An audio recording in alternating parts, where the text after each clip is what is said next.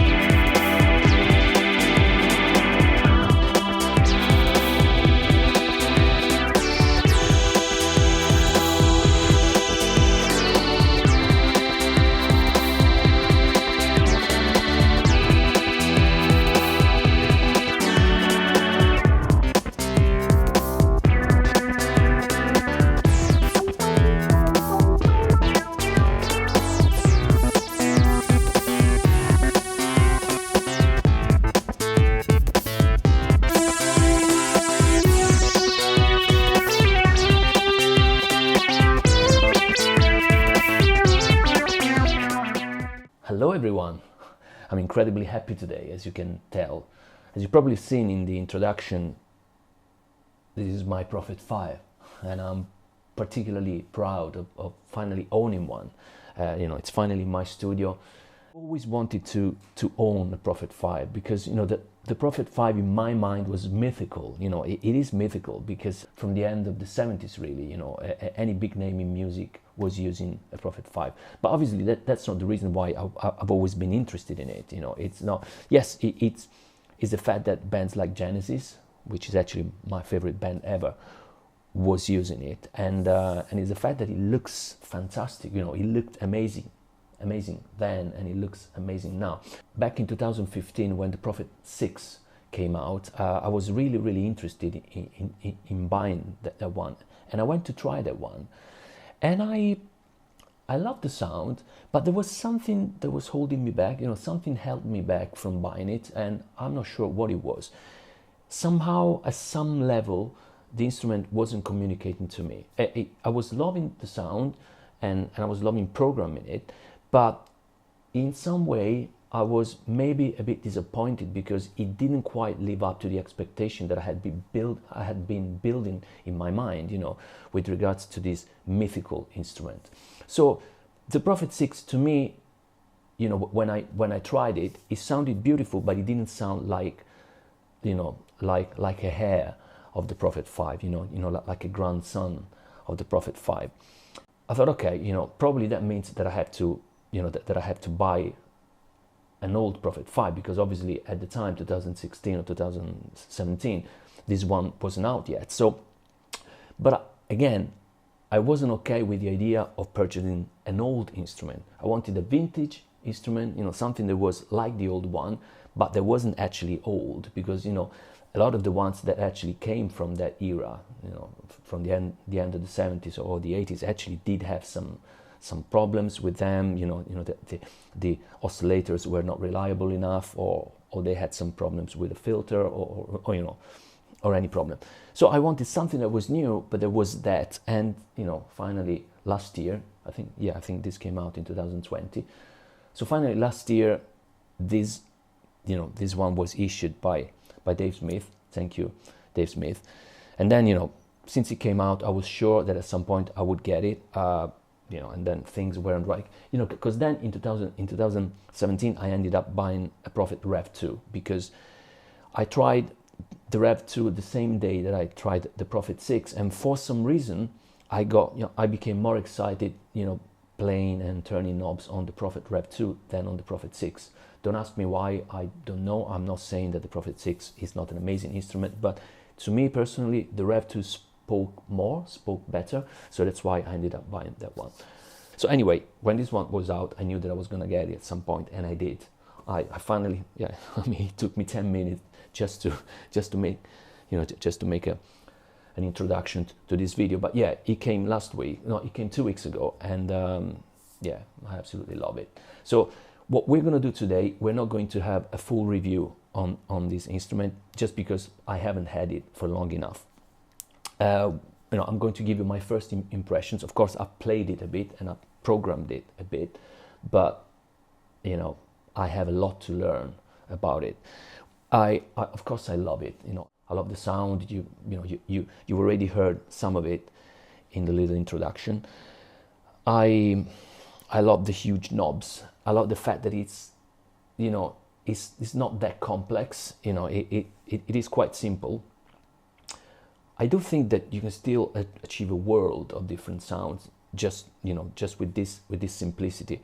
But I love the fact, I mean, I don't love the fact that it's got no effects on board, but you know, this is what you get, because it's obviously trying to be the exact copy of that of the mythical Prophet 5. So I can live with the fact that it doesn't have any effects, and you know, since I'll be using it mostly in my studio, I can always add effects.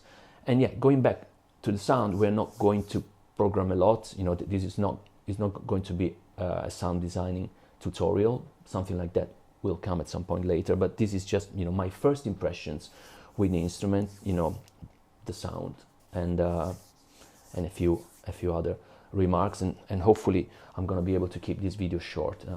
I know that I'm not good at doing that, but I'll try my best this time. Okay, so let's start with the raw sound from the oscillators. So basic program. So this is a raw sound without any effects on.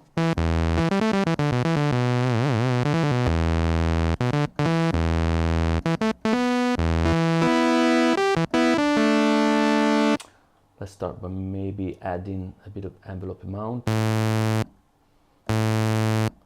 Let's bring down the cutoff and the resonance. And let's set the decay a bit more than half.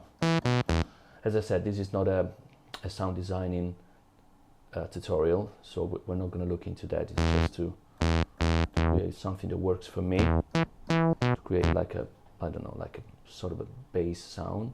I hope volume is good enough.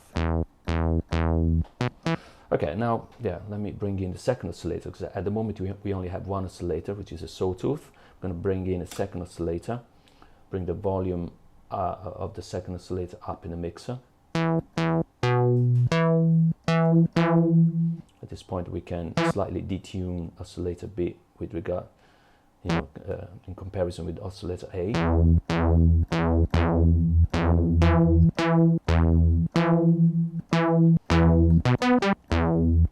Okay, well, I'm pretty happy with this sound. So we can then play with the decay and get it.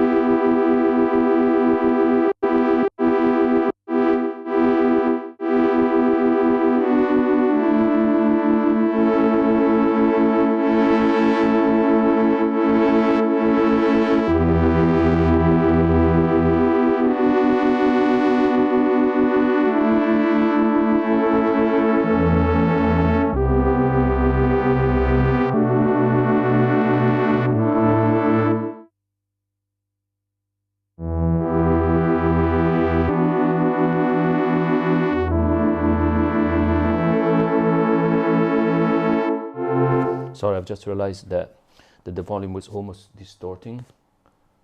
I hope your ears didn't suffer too much, but yeah, there was just a quick string. In fact, it's more like a pad.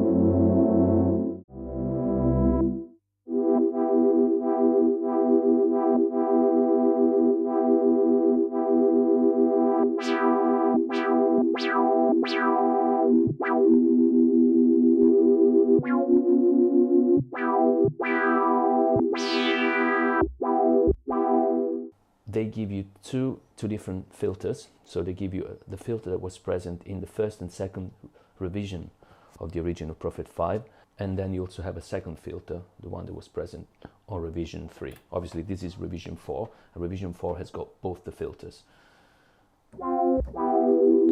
I kind of prefer the more recent one, I think, although everybody on YouTube seems to be raging about the first one, which sounds more ancient. To me, the Rev 3 filter sounds more ballsy, and I like it better. Although I'm sure that for certain application, I will like the other one better. And then you have this knob, which is probably one of the most talked about knobs on the internet right now, the vintage knob. This is basically what makes this less reliable. As you turn the knob clockwise, the synth becomes like more ancient, less reliable, and the oscillators become less reliable. So more similar to what would have been Rev 1, the Prophet 5 Rev 1. I'm not a huge fan of things sounding too bad, too out of tune. So yeah, obviously, as I said, this is not a tutorial. This is not, I'm not showing you how to make a sound. I'm just messing around and letting you hear the sound of this. Okay, now let's just try. So this is with two sawtooth. Let's replace the sawtooth with two square, so which allows us to play with the pulse width.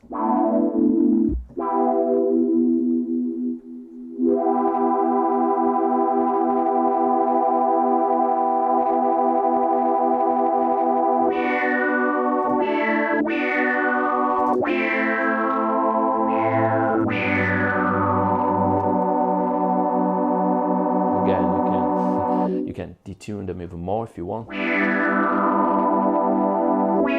To me, this synthesizer, the strength of this synthesizer is its sound. It just sounds amazing. It sounds warm and lush and beautifully old, but in a way that it will never be forgotten. It sounds like the history of synthesizers for me.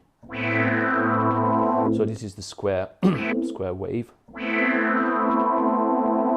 And I like to use the glide also with chords.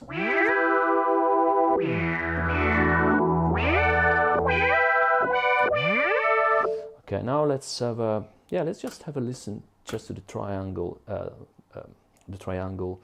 waveform in isolation, because the triangle is only available on oscillator B. Let's bring the resonance down a bit. The resonance takes away a bit of low end on this synth.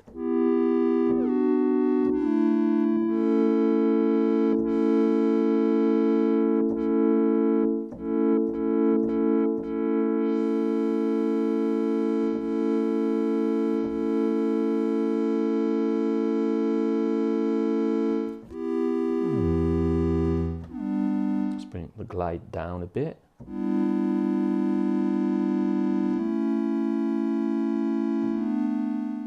The triangle waveform doesn't emphasize the differences in filter cutoff. So the difference in filter cutoff is not as dramatic as you would have, for instance, with a square wave. It's much more subtle. For certain things, it's much.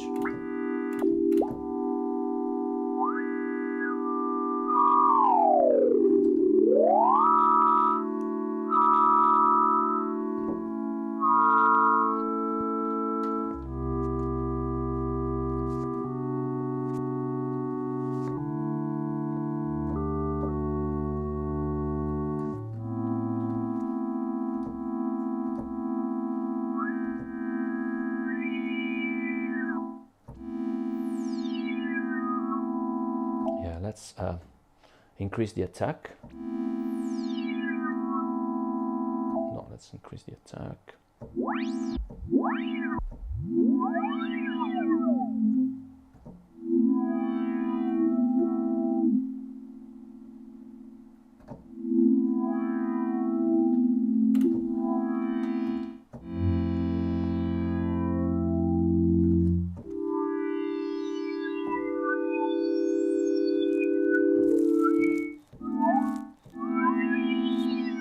So let's go back to a basic program. Now here, let's hear the unison. So let's make this a monosynth by pressing the unison.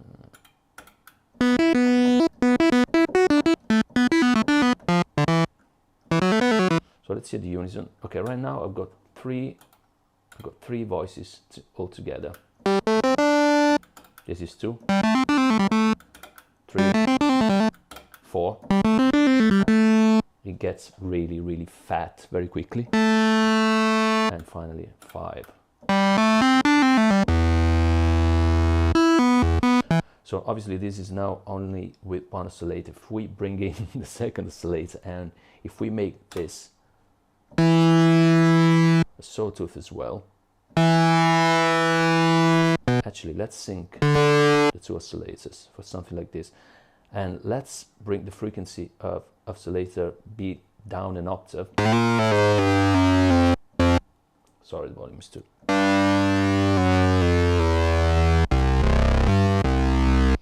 So what do you think about this sound?